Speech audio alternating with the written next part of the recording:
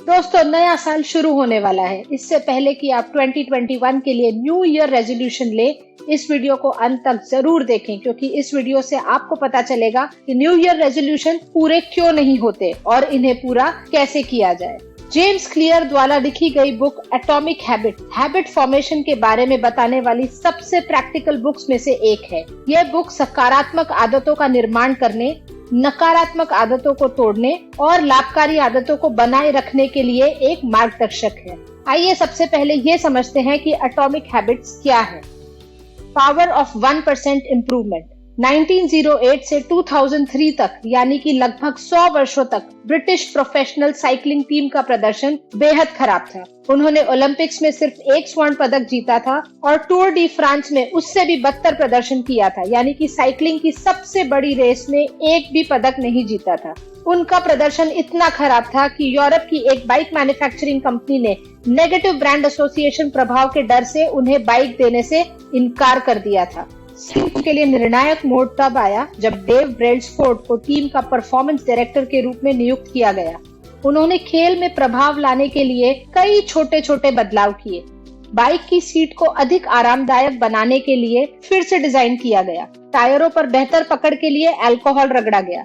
Cycling करते समय ideal muscle temperature को बनाए रखने के लिए राइडर्स को इलेक्ट्रिकली हीटेड शॉर्ट्स पहनने के लिए कहा गया। ब्रेल्सफोर्ड ने अनेक ऐसे अनदेखे और अप्रत्याशित क्षेत्रों में 1% इम्प्रूवमेंट लाना जारी रखा। विभिन्न प्रकार के मसाज जेल का टेस्ट किया गया जिससे सबसे तेज मसल रिकवरी हो।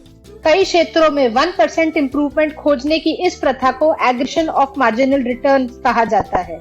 ये पूरा सिद्धांत इस विचार से आता है कि यदि आप हर वो चीज जो बाइक चलाने में जाती है उसमें 1% इम्प्रूवमेंट करते हैं, तो ऐसे कई इम्प्रूवमेंट का एक साथ मिलने वाला रिजल्ट बहुत बड़ा इम्पैक्ट देता है।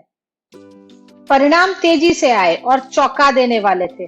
5 वर्षों के भीतर इन सुधारों ने परिणाम दिखाना शुरू कर दिया और British cycling team Beijing 2008 Olympics खेलों में रोड और ट्रैक साइकिलिंग इवेंट्स पर हावी रही। उन्होंने 60% टोटल गोल्ड मेडल जीते। 4 साल बाद लंदन ओलंपिक्स में ब्रिटिश टीम ने और भी बेहतर प्रदर्शन किया। उन्होंने 9 ओलंपिक रिकॉर्ड और 7 विश्व रिकॉर्ड बनाए।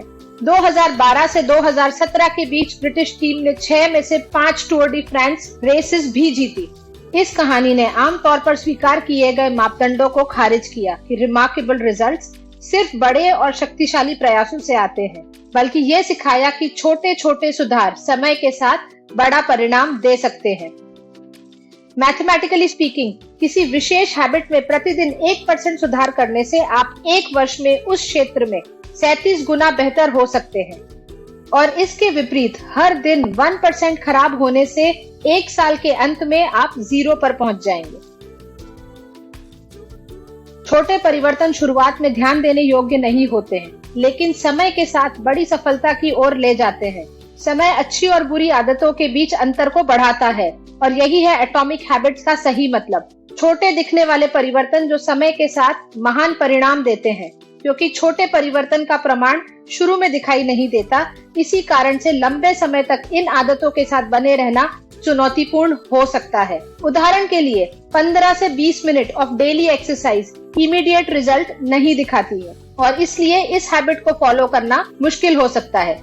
लेकिन लंबे समय तक डेली एक्सरसाइज के परिणाम निर्विवादित हैं।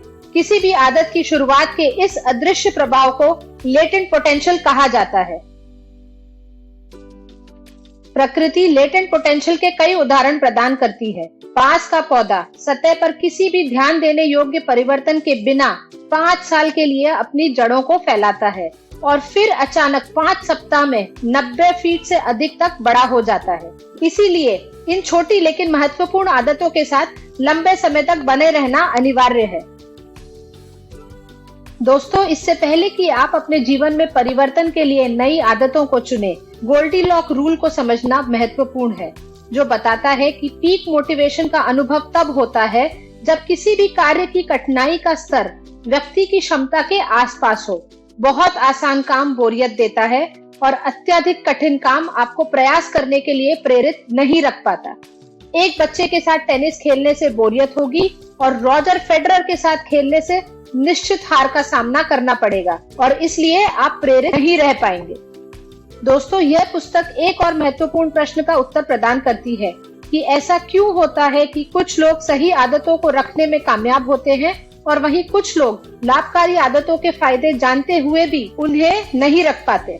हर इंसान स्वस्थ खाना, अनुशासित व्यायाम, वित्तीय अनुशासन के फायदे जानता है, लेकिन फिर भी हर इंसान इन आदतों को नहीं रख पाता। इस प्रश्न का उत्तर दो भागों में मिलता है। पहला, आप क्या बदलने की कोशिश कर रहे हो, और दूसरा, आप अपने आप को कैसे बदलने की कोशिश कर रहे हो। आइए जानते हैं पहले सवाल का उत्तर। बदलाव 3 स्तरों पे हो सकता है। पहला, लक्ष्य या परिणाम के आधार पर, दूसरा, सिस्टम या प्रक्रिया के आधार पर, और तीसरा, पहचान या विश्वास के आधार पर। ज्यादातर लोग जो सबसे बड़ी गलती करते हैं वह है लक्ष्य या गोल पर ध्यान केंद्रित करना, लेकिन अकेले लक्ष्य निर्धारित करने से कुछ भी नहीं बदलता। इसलिए अकेले लक्ष्य बनाना बेकार है, क्योंकि लक्ष्य हासिल करने के लिए कार्य भी करना पड़ता है। उदाहरण के लिए, हर कोई फिट रहना चाहता है, लेकिन हर कोई फिट रह नहीं पाता। हर कोई अमीर बनना चाहता है, लेकिन हर कोई अमीर होता नहीं है। गोल केवल सही दिशा दिखाता है। दूसरी ओर, सिस्टम पर ध्यान केंद्रित करने से परिवर्तन होता है और परिणाम भी मिलता है। हालांकि परिणाम तब तक परमानेंट नहीं होता जब तक पहचान या आइडेंटिटी के स्तर पर परिवर्तन नहीं हुआ हो। दोस्तों, आप सभी ऐसे लोगों को जानते होंगे जिन्होंने डाइट फॉलो करके वजन घटाया, लेकिन कुछ ही समय बाद पुरानी आदतों के चलते फिर से पहले जैसे हो गए। ऐसा इसलिए होता है क्योंकि परिवर्तन आइडेंटिटी लेवल पर नहीं हुआ है। आइए इसे 2 लोगों के उदाहरण से समझते हैं जो सिगरेट छोड़ना चाहते हैं। जब पहले व्यक्ति को सिगरेट ऑफर करी गई तो उसने कहा, no thanks but I don't smoke. जब दूसरे व्यक्ति को सिगरेट ऑफर की गई तो उसने बोला, नो थैंक्स, मैं सिगरेट छोड़ने की कोशिश कर रहा हूँ।